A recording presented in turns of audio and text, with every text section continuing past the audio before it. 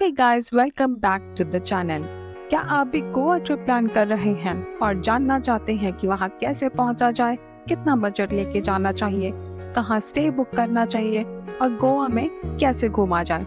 अगर हाँ, तो इस वीडियो को जरूर देखना क्योंकि इस वीडियो में मिलेगी आपको ये सारी information. This video will cover all these points. A little bit about Goa, best time to visit, modes of transportation, how to book the tickets, hotels to stay, how to get around in Goa, food options and cost, places to visit in Goa, activities to do, shopping, itinerary, and lastly, total budget.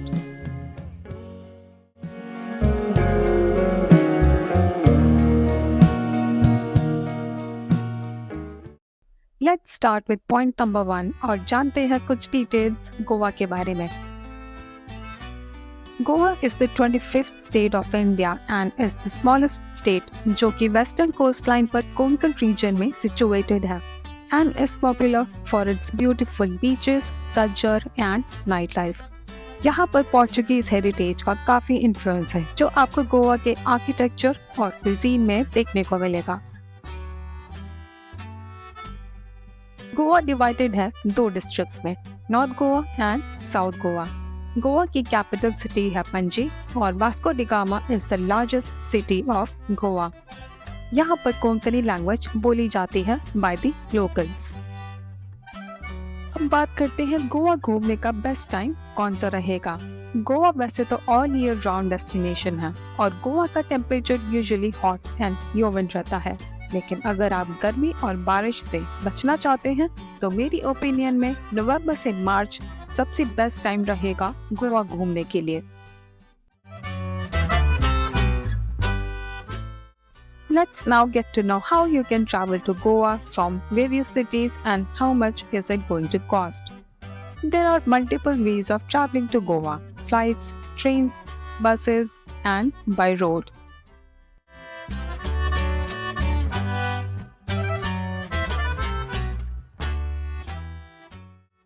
Let's talk about flights.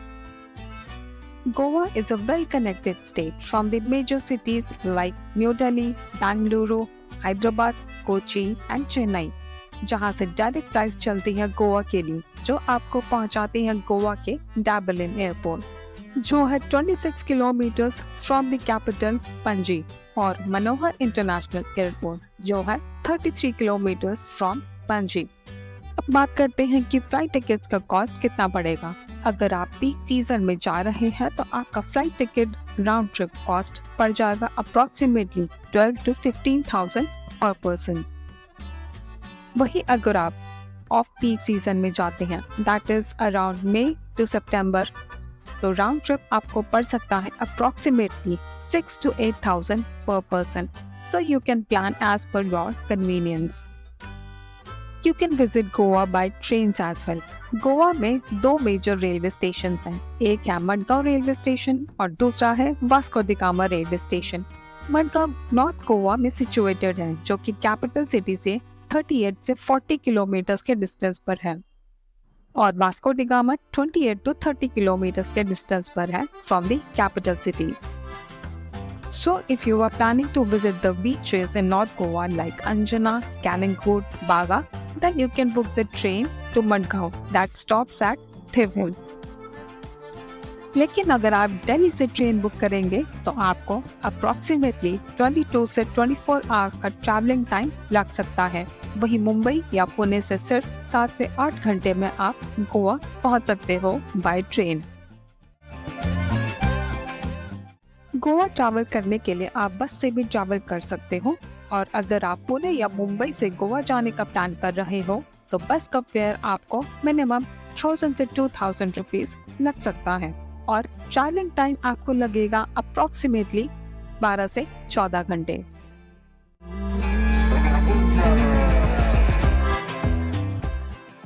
Goa जाने के लिए आप personal convince का भी use कर सकते हैं.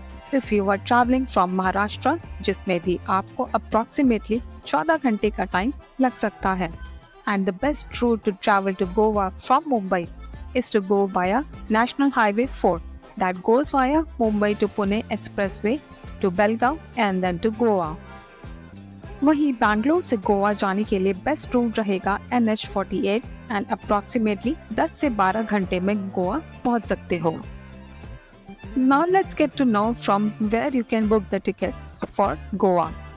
Tickets book करने के लिए आप make my trip, Agoda, GoIbibo, clear trip, ease my trip जैसी एप्लीकेशंस या इनके वेबसाइट लिंक्स का यूज कर सकते हो. और पेटीएम एप्लीकेशन से भी आप टिकट्स इजीली बुक कर सकते हो. फ्लाइट कैरियर की वेबसाइट लिंक्स भी अवेलेबल रहते हैं, सो आप डायरेक्टली उनकी वेबसाइट पर जाकर भी बुकिंग्स कर सकते हो, बट वो थोड़ा आपको कॉस्टली पड़ सकता है. So my recommendation would be to book from make my trip and GoIbibo. After booking the tickets, you might want to book your stay in Goa. Goa में रहने के लिए there are multiple options available from hotels, homestays, hostels and resorts. Well, it completely depends upon you कि आप कितना खर्चा करना चाहते हैं. अगर आप सोलो ट्रैवलर हो और पैसे सेव करना चाहते हो तो आपके लिए हॉस्टल्स बेस्ट ऑप्शन रहेंगे. लेकिन अगर आप थोड़े ज़्यादा पैसे स्पेंड कर सकते हो तो आप होटल, रिजॉर्ट्स या होम स्टेज में भी बुकिंग कर सकते हो.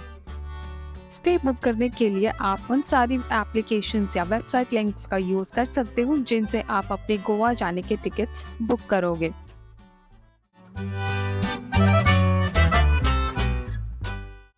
अगर आप गोवा बस, ट्रेन, फ्लाइट्स से ट्रैवल कर रहे हो तो आपको गोवा घूमने के लिए ट्रांसपोर्टेशन की जरूरत तो पड़ेगी ही.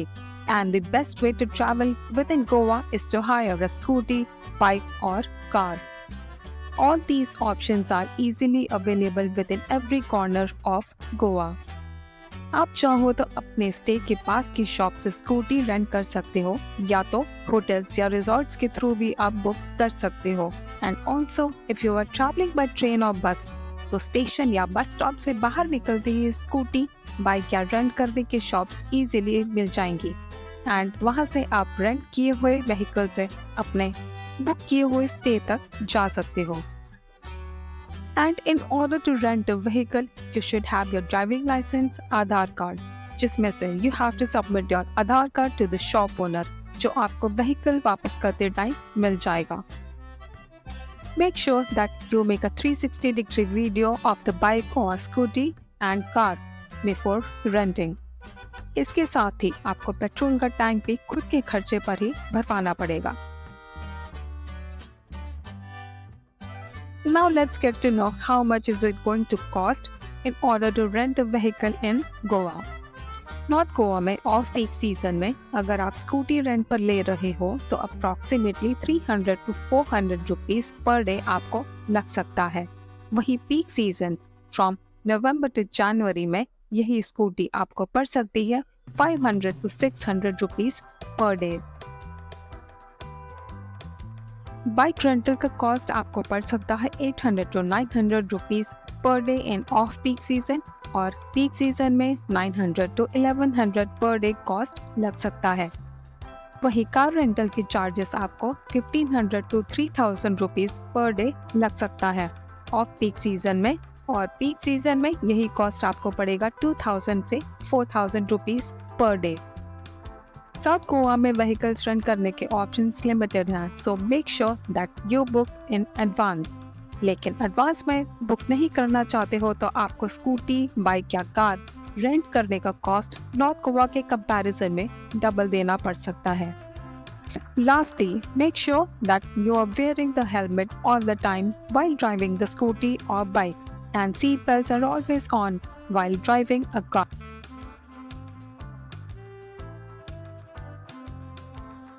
Let's now talk about food options and cost in Goa. Goa अपने सी फूड के लिए फेमस है, लेकिन वेजिटेरियंस के लिए भी बहुत से ऑप्शंस अवेलेबल हैं. आपको अपने बुक किए हुए होटल या रिजॉर्ट में भी फूड के ऑप्शंस मिल जाएंगे, और वही अगर आप ब्रेकफास्ट, लंच या डिनर बुक करवाते हो तो सबसे बेस्ट रहेगा. And in my opinion booking a stay with breakfast would be the best option, but आप अपनी प्रेफरेंस के अकॉर्डिंग ऑप्शंस चूज कर सकते हो.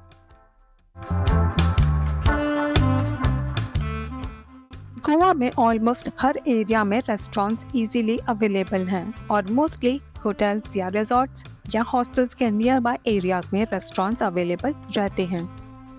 The only thing is that आपको नॉर्थ इंडियन फूड अगर अच्छा खाना है तो कैलंगुट या बागा एरियाज में आप जा सकते हो या अपना होटल आप चाहो तो वहीं पर बुक कर सकते हो, क्योंकि इन एरियाज में नॉर्थ इंडियन फूड काफ़ी अच्छा मिलता है। बाकी जो एरियाज है वहाँ पे नॉर्थ इंडियन फूड मिल जाता है बट टेस्ट उतना अच्छा नहीं रहेगा और थोड़ा कॉस्टली भी रहेगा। एंड अगर आप नॉन वेजिटेरियन हैं तो आपको ऑलमोस्ट हर जगह अच्छा नॉन वेज फूड मिल जाएगा। अब जान लेते हैं कि फूड का कॉस्ट कितना पड़ेगा और ये डिपेंड करता है आप कौन सा फूड आइटम और कौन से रेस्टोरेंट से ऑर्डर कर रहे हो। मोस्टली बजट रेस्टोरेंट्स में वेजिटेरियन डिश का कॉस्ट आपको पड़ सकता है अराउंड 100 to 300 रुपीज़।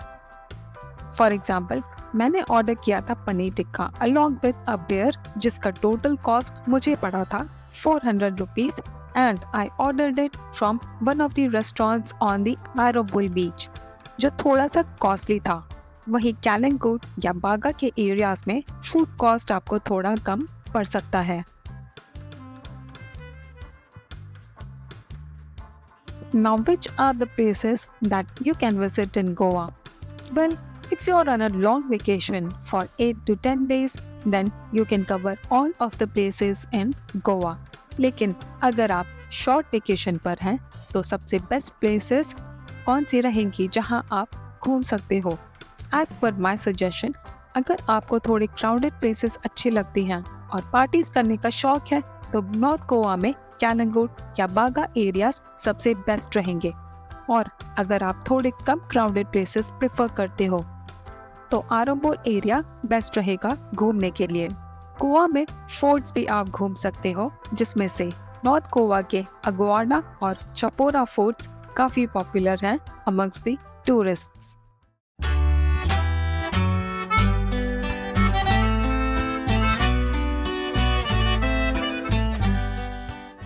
वहीं साउथ गोवा थोड़ी ऑफ बीट प्लेस है, तो अगर आपकी preference off beat places cover करने की है तो you can explore south Goa, जिसमें से as per my recommendation the best places to visit would be the Palolem beach, Colva beach, butterfly island and Cabo de Rama beach.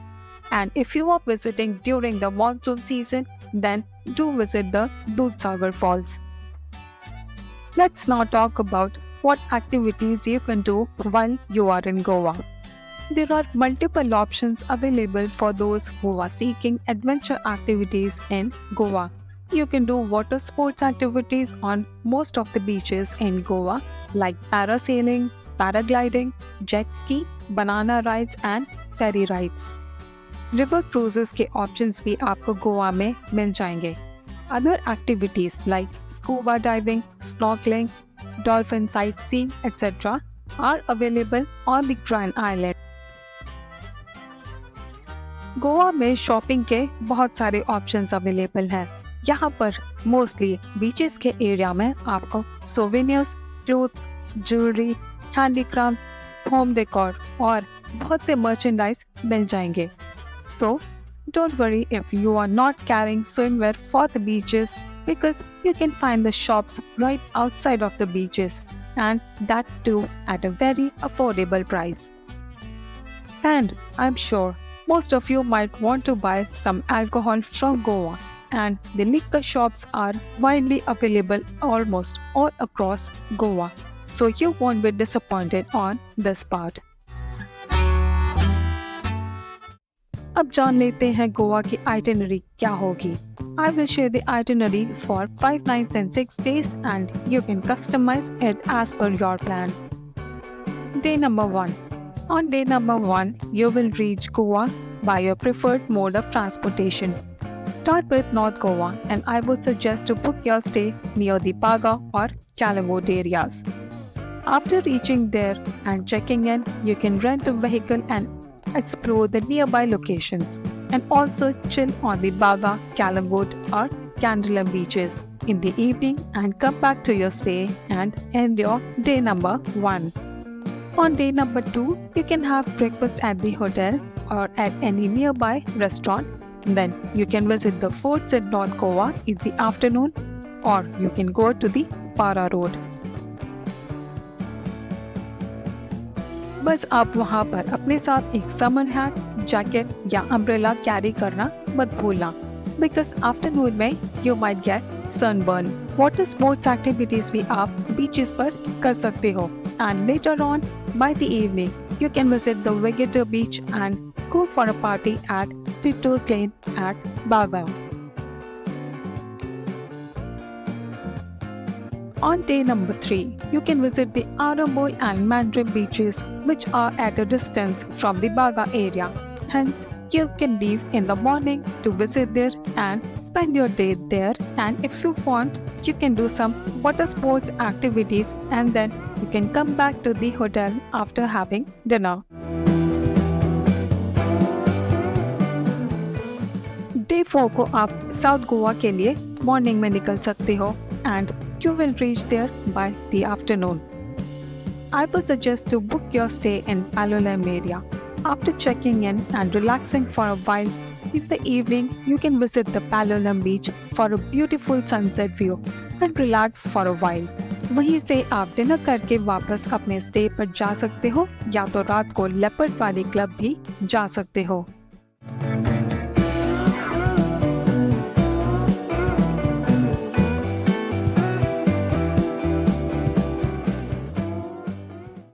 Fifth day को आप जा सकते हो कापुटेरामा बीच, जो कि मेरी तरफ से हाईली रिकमेंडेड है, और 3 से 4 बजे तक वापस आकर पैलोलेम बीच से फेरी राइड ले सकते हो, जहां से आपको सनसेट का व्यू देखने को मिल जाएगा। And later on you can come back to your stay and end your day number 5. And of course, 6th day पर you can leave Goa with lots of memories. And you can customize this itinerary as per your preferences.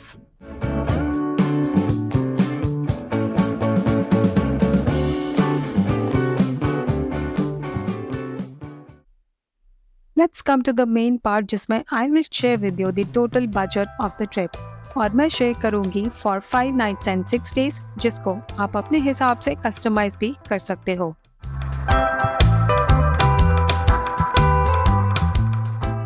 Video खत्म करने से पहले मैं share करूंगी कुछ important tips, so that कि गोवा घूमने के लिए आपका experience best of the best हो।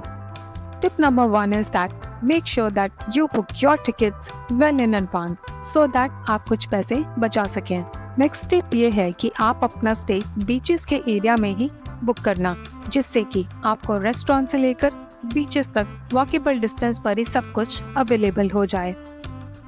Another tip is that always carry a water bottle, summer hat, summer jacket, sunglasses और an umbrella with you, क्योंकि वहाँ आफ्टरनून में काफी धूप हो जाती है, जिससे सनबर्न होने के चांसेस भी रहते हैं। Another tip is that while driving a scooty or a bike, always wear helmets to avoid the challan.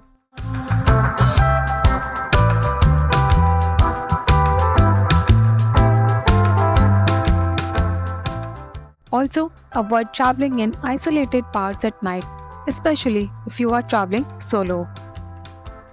Another important tip is that Goa में Uber या Ola cabs नहीं चलती हैं. There are some local taxis, but they are a bit costlier, so it is better to rent a vehicle. Last and the most important tip is that do not trust the Google Maps. आप वहाँ के local से भी root पता कर सकते हो, which would be better than using the Google Maps. So, ये थी कुछ important tips जो मैंने मेरे एक्सपीरियंस के बेसिस पर शेयर किए हैं, and I'm sure कि इस वीडियो से आपको अपनी गोवा ट्रिप प्लान करने में काफ़ी हेल्प मिलेगी। I will see you in my next video at a different destination. Till then, goodbye and stay safe.